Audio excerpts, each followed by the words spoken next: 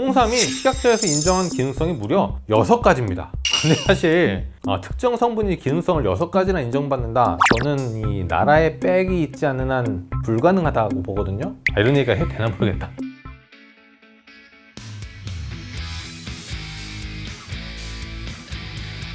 안녕하세요. 건강기능식품이나 영양제를 제조의 관점에서 말씀드리는 건기남입니다. 12년째 건강기능식품 회사를 운영하고 있고요. 원료 수입부터 완제품 제조 판매 그리고 해외 수출까지 하고 있습니다. 이런 말씀 드리기 뭐하지만 저희 업계 사람들은 잘 안 먹습니다. 사실 좀 패러다임이 바뀌었어요. 예전에는 영양이 좀 부족했죠. 영양 부족, 결핍이었고 요즘은 그렇지 않잖아요. 오히려 영양 과잉 그리고 영양 불균형이라고 말을 합니다. 그래서 예전에는 영양을 보충하는 목적으로 건강해져야겠다 이런 목적으로 영양제를 드셨다면 요즘은 삶의 질 향상이 목적이 되었거든요. 그래서 이 영양제를 고르실 때 접근 방법도 좀 달리 하셔야 돼요. 부족한 영양소를 채운다 이런 개념이 아니고요.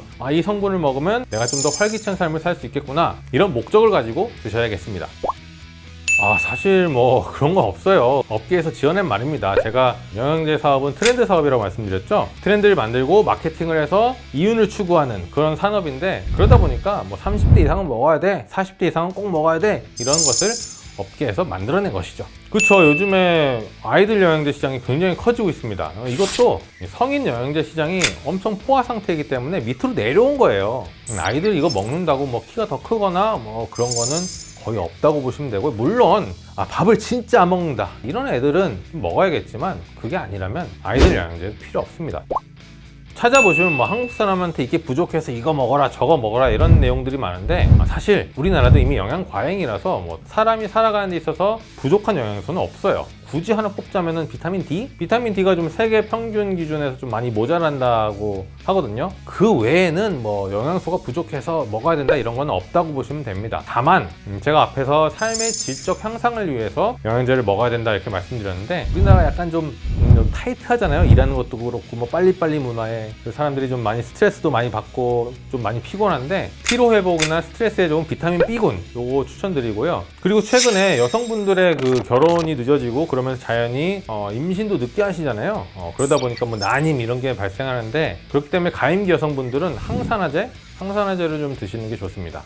마지막으로 최근에 노년 인구가 급격히 늘어나고 있는데 노인한테 가장 부족한 거는 단백질이에요. 고기 잘 못 드시잖아요. 소화가 잘 안 돼가지고. 그렇기 때문에 어르신분들은 단백질을 보충해 주시는 게 매우 좋습니다.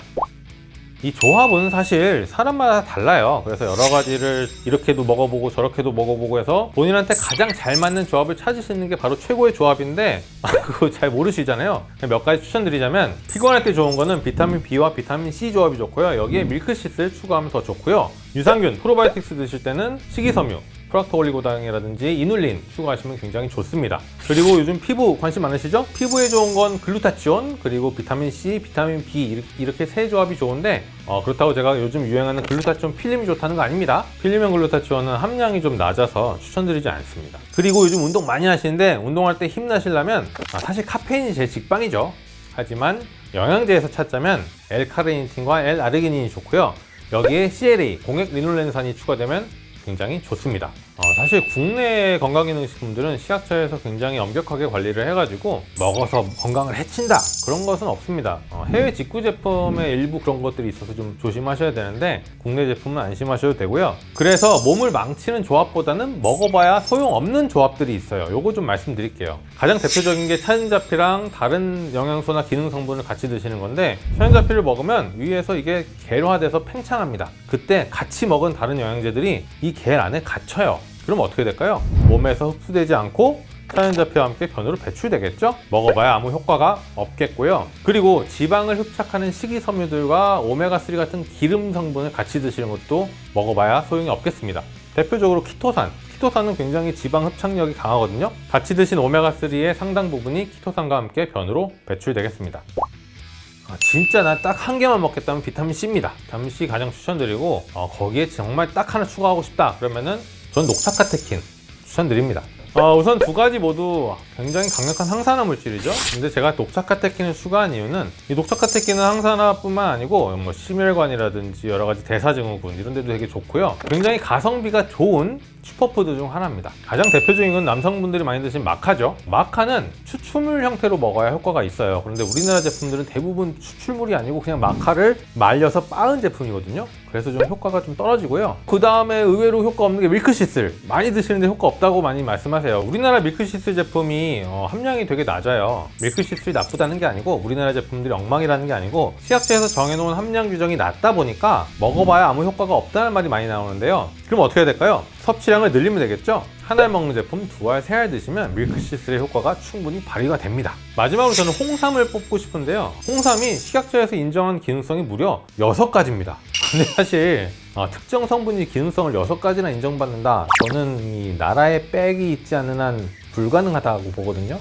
지나치게 좀 홍삼을 밀어주는 게 없지 않아 있어요. 알려진 것보다는 의외로 효과가 없다라고 말씀드립니다. 이런 얘기가 해도 되나 모르겠다. 끊어도 돼요. 다만 이제 끊으면 피곤하고 좀 무기력증이 있을 수 있습니다. 하지만 한 2주 정도 지나면 괜찮아져요. 이게 그만큼 영양제에 우리가 의존하게 된다는 것을 보여주는 예거든요. 여튼 먹다 끊어도 된다. 해외 제품들 중에는 독성이 있는 성분들이 간혹 있어요. 그런 제품들은 사실 장기간 드시면 좀 위험하긴 하죠. 하지만 국내는 식약처에서 그런 독성이 있는 성분들은 엄격하게 관리하기 때문에 걱정 안 하셔도 되고요. 다만 이제 배변 쪽으로 배변 활동 원활을 위해서 드시는 성분들, 이런 것들은 우리 몸이 계속 의존하게 돼 있습니다. 그렇기 때문에 몇 달에 한 번씩 제품을 바꿔주거나 중단해야 되는 필요가 있는 것이죠. 다이어트 제품도 효과는 있습니다. 하지만 그런 걸 먹는 것만으로 살이 빠지는 것은 아니고요. 그럼 무슨 효과가 있느냐? 먹은 칼로리를 없었던 걸로 커트해주는 역할은 분명히 있어요. 그래서 운동을 하시거나 식이요법을 하시면서 다이어트 제품들을 드시면 효과가 굉장히 좋습니다. 요요는 당연히 있죠. 노력을 중단하는 순간 모든 다이어트는 요요가 있을 수밖에 없습니다. 그리고 부작용, 이 다이어트 제품에 대한 부작용 이슈가 항상 있는데요. 그 이유는 다이어트 성분들의 대부분이 바로 식물 추출물이기 때문입니다. 이 식물 추출물이 허브류거든요. 이것들이 좀 많이 오랫동안 먹으면 간 독성을 일으켜서 그래요. 하지만 국내 기준은 굉장히 타이트하기 때문에 국내에서 만들어진 제품은 괜찮다라고 저는 말씀드리고요. 주의해야 될 제품들은 광고가 격한 제품들이죠.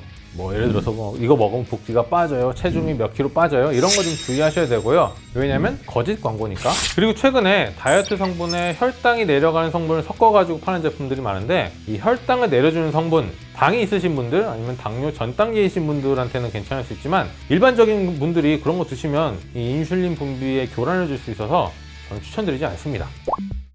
실제로 본인한테 잘 맞는 성분이나 제품을 찾으면 정말 좋은 효과를 낼 수도 있습니다. 다만 너무 강박적으로 챙겨 드시지 마세요. 왜 우리가 보양식을 몸에 좋다고 매일 먹진 않잖아요. 영양제도 마찬가지가 되겠습니다. 드시는 것은 좋으나 강박적으로 영양제에 의존하진 말자, 이렇게 말씀드릴게요. 이상 건기남이었습니다.